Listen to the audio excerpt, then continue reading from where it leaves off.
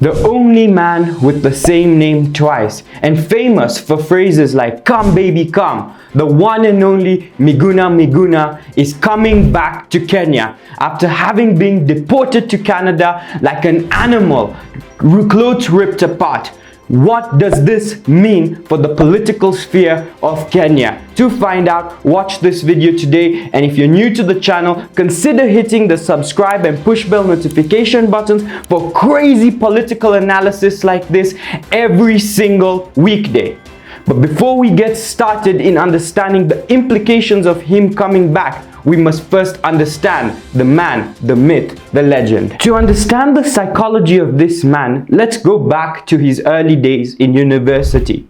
In 1986 to 1987, he was a student leader, showing he was a man of politics and wanted to be at the forefront of attention from a very, very young age.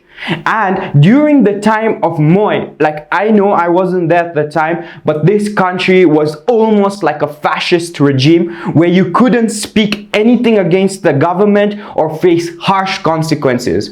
But he was a brave and determined man and would not be silenced, and was a big advocate for multi-party democracy, which actually got him expelled from school and deported to Canada for the first time. And then he came back in 2009 and became good friends with Raila Odinga, joining the ODM party and becoming his senior advisor on coalition affairs. This is the first time we see the two bonding together in a political scene. But what gets crazy is just 3 years later, in 2012, he releases his book, Peeling Back the Mask, and in this book, he heavily criticizes Raila Odinga and makes it seem like imagine releasing an entire novel to create hate speech on the person who you're the senior advisor for. Of course, this meant he terminated his ODM membership, and it was the first time people could see that this man is not to be trusted and is only vying for himself and no one else, because he can literally betray the person he's representing within a minute. And this can be further seen where in 2013 he was vying for Uhuru Kenyatta in the presidential elections, but in come to 2017, what does he do? He goes and unofficially swears in Raila Odinga. Now, so it just shows he's no one's friend in this game. He's out to make a name for himself and will do anything to grab the attention. Obviously, Uhuru won the elections and was the big man in the house. At the time, he was charged with many accounts of treason and therefore deported away to Canada like a dog, as Uhuru could clearly see the threat in him. And he's so critical of Raila with like tweets on Twitter saying, "When I warned conman Raila Odinga that he had been played like a fool because of his unquenchable greed for power, theft of public resources, red carpets, bodyguards and motorcades, he and his zombies hurled insults at me and said Uhuru cannot betray Raila. Idiot."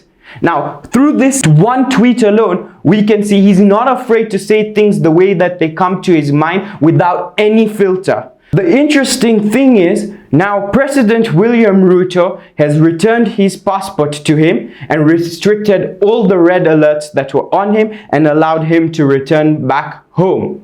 But what's interesting is Miguna Miguna just recently tweeted, "No, I am not joining UDA Kenya, the ODM party, Jubilee party, ANC party, Ford Kenya, KANU, or any other personal outfit masquerading as political parties, but whose operations are not undergirded by progressive ideology and genuine commitment for transformation."